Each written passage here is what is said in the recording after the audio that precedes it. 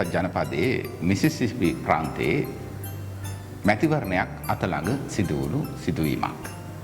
ඒ සඳහා එක්තරා පක්ෂයක දේශපාලනඥයෙක් ඒ මැතිවරණය සඳහා ඉදිරිපත් වුණා. ඒ වගේම පාලනය තිබුණෙත් ඔවුන්ගේ පක්ෂයටම තමයි.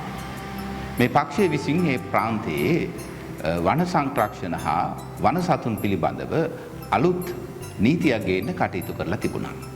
ඒ නීතිය සම්බන්ධයෙන් ඔවුන්ගේ පක්ෂයේ සමහර අය ඒකට පක්ෂව කටයුතු කළා ඒ නීතියට. නමුත් සමහර අය ඒ නීතියට විරුද්ධව හිටියා. මේ මත ගැටුම මෙහෙම තියෙන කොටයි මේ මැතිවරණය පැමිණෙන්නේ.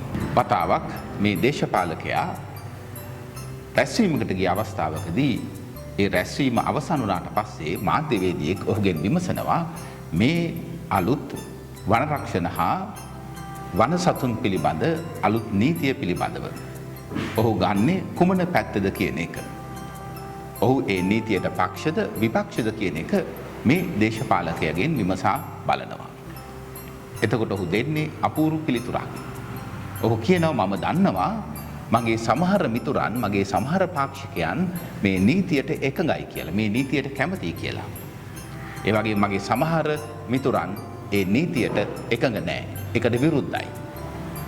ඒ කොහොම වුණත් මම ගන්නේ මගේ මිතුරන්ගේ පැත්ත. මං හිටගන්නේ මගේ මිතුරන්ගේ පැත්තේ කියලා. තමුන්ගේ මතය ඉදිරිපත් නොකරන කට්ට කෛරාටික දේශපාලකයෝ හැම තැනම